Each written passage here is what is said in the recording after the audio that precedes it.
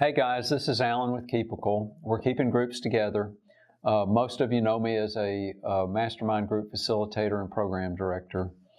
Today I'd like to talk to you about what's the best day of the week to hold your Mastermind group meetings.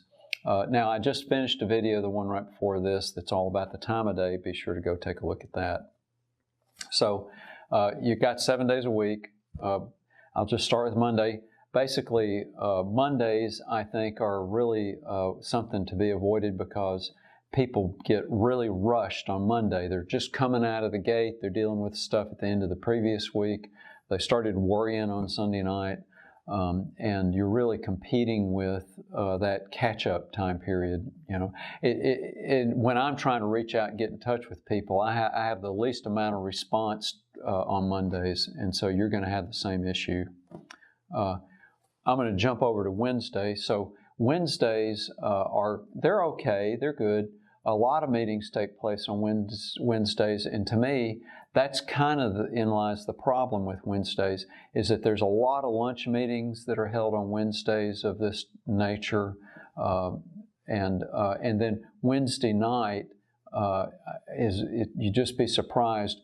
The churchgoers, the Wednesday night's the night. It's like there's always something that you got to compete with on Wednesday nights. You're going to have a hard time getting people to move into your group because of that Wednesday conflict. So Wednesday's okay, but then Wednesday you got a lot of competition for that time slot. Let's jump on over to Friday. Friday, I actually have witnessed analytics. You know, when I've been involved in some of my business dealings in the past, looking at analytics, how people behave in Facebook and Google, and actually studying days of the week and times of the day and what they do.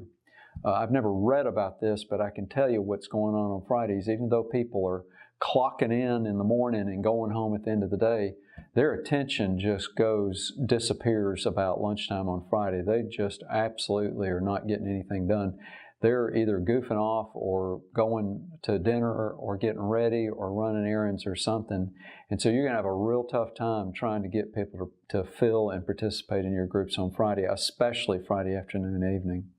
Now, on the weekend, Saturday, Sunday, that attention span continues through Saturday, through Sunday morning, and everybody really starts trying to plug back in on Sunday afternoons. It's really kind of interesting to see the spike on Sunday afternoon. It continues the rest of it just sort of climbs all the way into Sunday evening and into Mondays.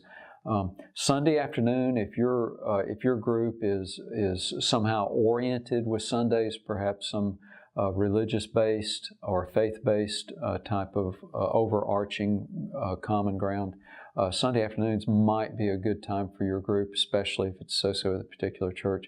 For the same reason, Saturday mornings especially might be a good time for your group to meet. If your group is oriented towards that sort of hobby or side hustle kind of thing, writer's group or something, where those Saturdays might be available. Although personally I believe you're going to do better on a weekday. Saturday mornings can be a good time to meet. So let's talk about Tuesday, Thursday.